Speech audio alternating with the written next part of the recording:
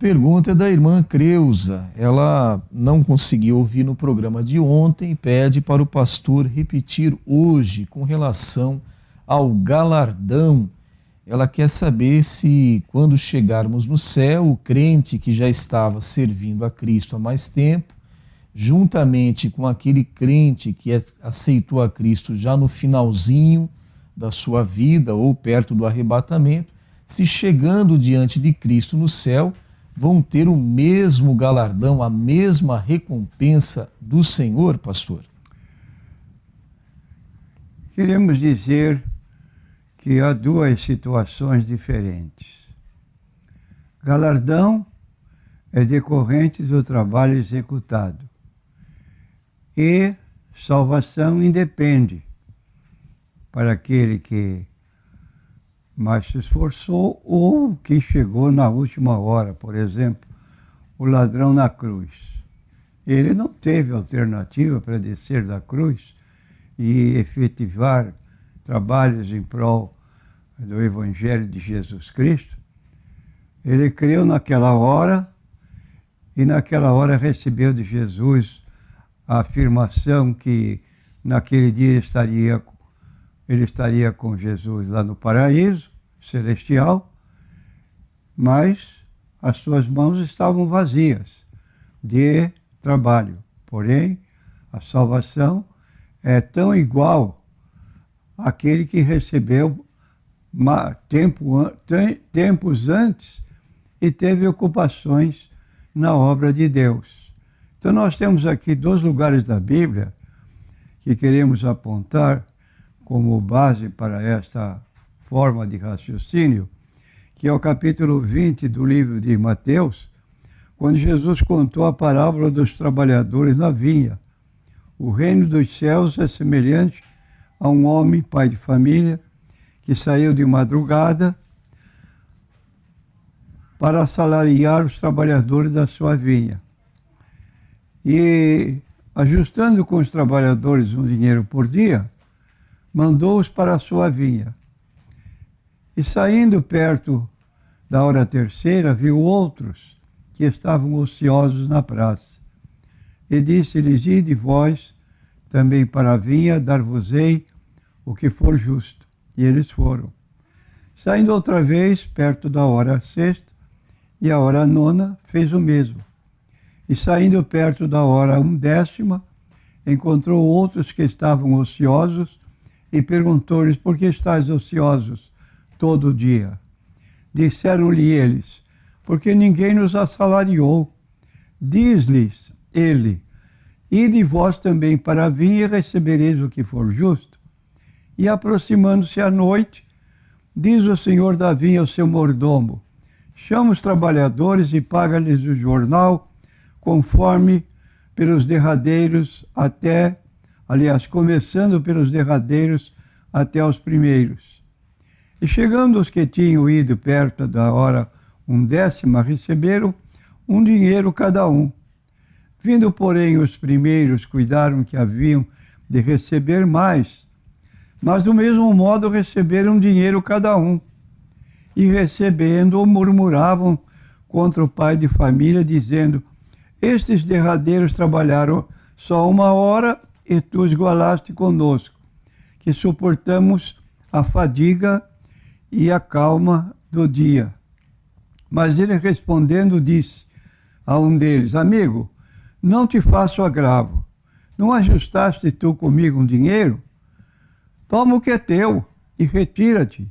Eu quero dar a este derradeiro tanto como a ti. Ou não me aliço fazer o que quero com o que é meu? Ou é mau o teu olho, porque eu sou bom? Assim os derradeiros serão os primeiros, e os primeiros derradeiros, porque muitos são chamados, mas poucos escolhidos. Então está aqui um tipo de salvação. Há pessoas que se entregam a Jesus, por exemplo, na sua infância, em família cristã, aceitam a palavra de Deus porque seus pais são cristãos. Quando chega a idade do batismo, ele se batiza, tem consciência da sua responsabilidade cristã, torna-se um obreiro futuro e tem uma vida inteira dedicada ao trabalho de Deus. Há pessoas que vão aceitar, às vezes, exatamente como o ladrão na cruz, em momentos finais da vida. Não puderam fazer nada. Às vezes são encontrados em hospitais e ali estão enfermos, recebem a Cristo, mas de trabalho nada efetivado.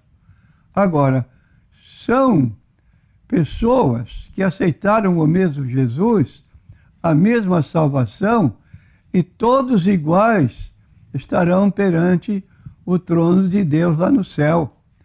Agora, a Bíblia também fala de pessoas que aceitaram a Cristo com tempo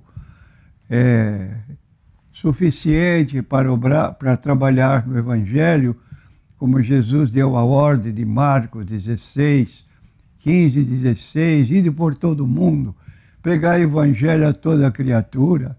Quem crer e for batizado será salvo, mas quem não crer será condenado. Essas pessoas trabalham no Evangelho. E agora, então, nós temos, no último livro da Bíblia, no capítulo 22, o Senhor Jesus Cristo fazendo menção de galardão por ocasião da sua volta. Eis que cedo venho. Estou lendo em Apocalipse 22, versículos 12 em diante. Eis que cedo venho, o meu galardão está comigo para dar a cada um segundo a sua obra.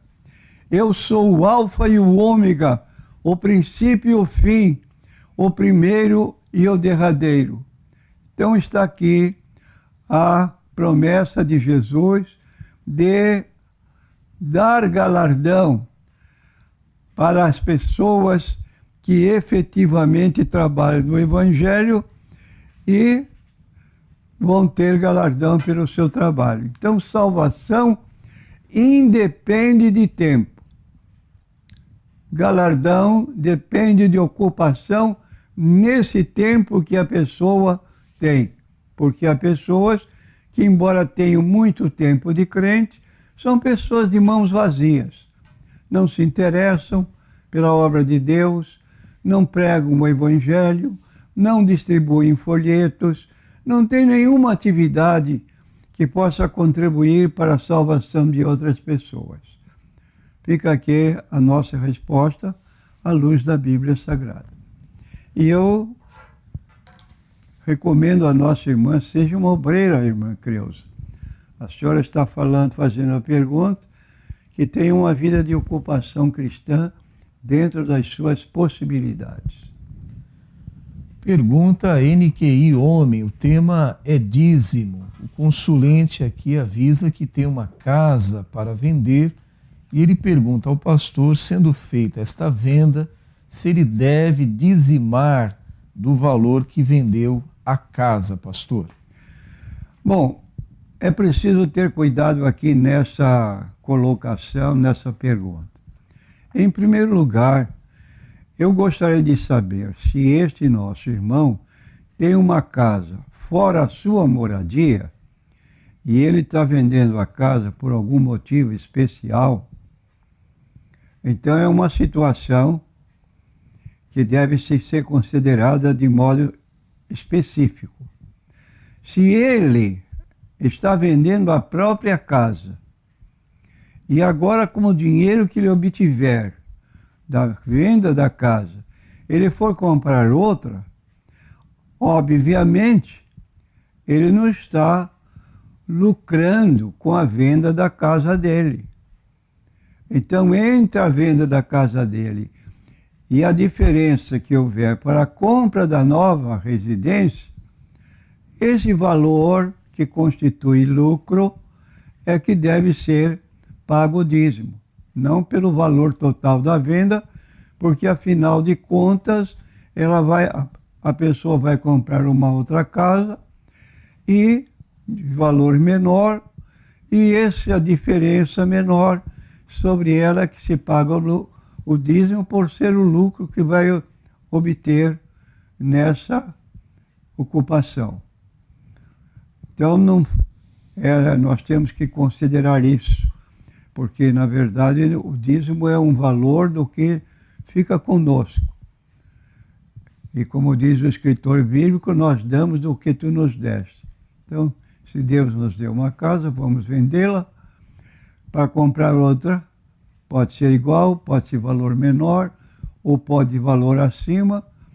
Então, tudo depende da negociação que vai dar margem a algum lucro eventual.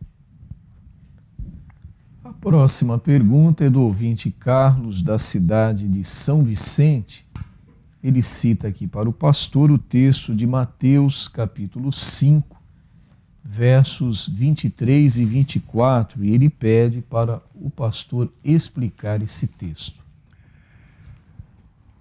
Este texto faz parte do chamado Sermão do Monte, capítulo 5 de Mateus até o capítulo 7, e nessa parte desse sermão de Jesus, nós temos uma observação que é Jesus fazer um paralelo entre a lei dada por Deus no Antigo Testamento com os novos conceitos que ele está expondo dentro do chamado Sermão do Monte.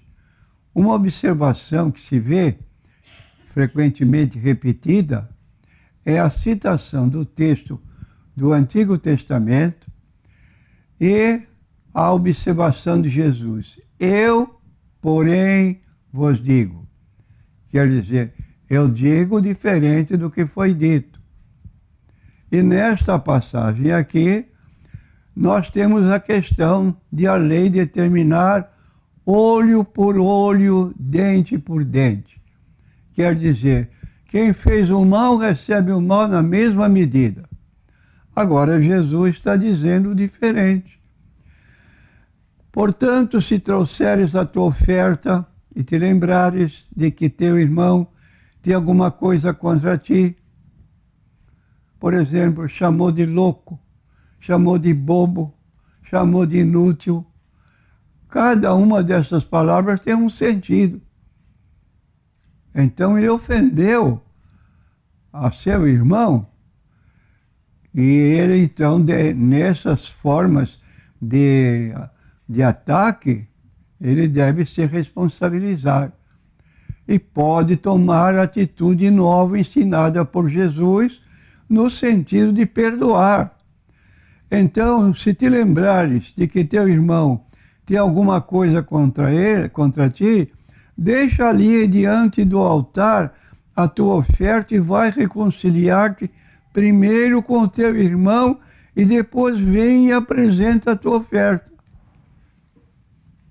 Então, tente uma conciliação, viver em paz.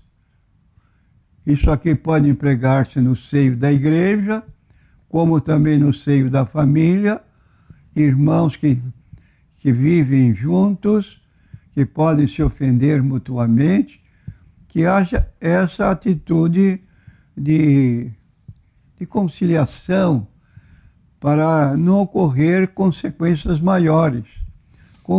Concilia-te depressa com o teu adversário enquanto estás no caminho com ele, para que não aconteça que o adversário te entregue ao juiz, o juiz entregue ao oficial e te encerre na prisão.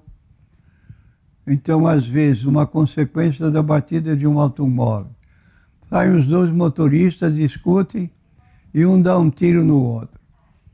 Essa pessoa que morreu perdeu tudo. E essa pessoa que matou vai para a cadeia. Os dois perderam. Poderia haver conciliação antes de chegar a esse extremo. É isto que o texto está transmitindo para nós. Próxima pergunta, NQI Homem.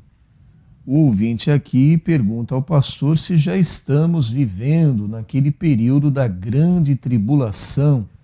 Ele diz ter ouvido de um pregador que o anticristo já está reinando. Não, nós não estamos no período da grande tribulação. Se quisermos localizar esse período, nós temos que ler o texto que está em Tessalonicenses, 1 Tessalonicenses 4, 16 e 17. Então nós vivemos na expectativa da volta de Cristo. Se dará ela, em primeiro lugar, no chamado arrebatamento da igreja. Arrebatamento é uma palavra que indica ato repentino, de surpresa. É como acontece hoje com pessoas que negociam, que são pessoas que têm estabelecimentos de venda de certos artigos e não vigia bem no fechamento da sua porta de negócio quando sai para sua casa. Vem lá o bandidão, entra lá, rouba e depois se retira como se nada houvesse feito. Essa chegada repentina de pessoas que não eram esperadas simboliza mais ou menos o que nós estamos esperando, avisados pelo próprio Senhor Jesus, como também pelo apóstolo Paulo. Então, 4D, 1 Tessalonicenses 16, 17. Porque o mesmo Senhor descerá do céu com alarido, com voz de arcanjo, com trombeta de Deus, e os que morreram em Cristo ressuscitarão primeiro. Depois nós, os que ficarmos vivos, seremos arrebatados juntamente com eles nas nuvens, a encontrar o Senhor nos ares, e assim estaremos sempre com o Senhor. Então essa expressão, seremos arrebatados, será algo que aconteça assim repentinamente. É como diz o texto bíblico, estarão dois numa cama, um será levado, o outro ficará. Estarão dois no moinho, uma será levada e a outra ficará. Repentinamente, quem estiver pronto, sobe, quem não estiver, fica. E aí está então os que não forem arrebatados, passarão pela grande tribulação, quando se manifestará o anticristo, que reinará sobre o mundo na condição de imperador, tendo em suas mãos o direito político, o direito econômico e o direito religioso, impondo um sinal na testa e na mão direita para que ninguém compre nem venda se não tiver o sinal da autoridade daquele que nós chamaríamos déspota, que é o anticristo. E o que estiver já arrebatado escapou desse período. Então, não dizemos que vivemos o período da grande tribulação, mas estamos aguardando que sejamos daquelas virgens prudentes que esperavam a volta do seu noivo, simbolizado por Jesus, e 5 eram prudentes, além de terem azeite nas suas vasilhas, levavam azeite em vasilhas sobressalentes, enquanto 5 negligentes levaram apenas azeite nas suas vasilhas. À meia-noite ouviu-se a voz do brado, chegou. As que tinham azeite sobressalente encheram de novo suas vasilhas. E as que não tinham, pediram às que tinham, dai-nos o vosso azeite. As que tinham disseram, se fizermos isso, vai faltar para nós e para vós, e de comprá-lo. E elas saíram, quando então chegou o noivo, as que estavam prontas entraram para as bodas, e as que chegaram atrasadas bateram na porta, Senhor, Senhor, abre-nos. E a resposta foi negativa, não vos conheço. Então aí são palavras pronunciadas pelo Senhor Jesus que nos deixam sempre alertados para os eventos futuros, nunca indo além do que está escrito. Porque se fizermos isso, estamos agindo dolosamente. Por exemplo, esse caso que nós temos de pessoas que vêm à nossa porta e anunciam: olha o Armagedon, olha o Armagedon, a guerra final. Vai ser uma desolação total no universo. Marcam datas e ficam marcando datas e mais datas. Por quê? Porque são falsos profetas. Estão marcando datas para ter o povo em alerta e assim conseguir êxito no seu trabalho.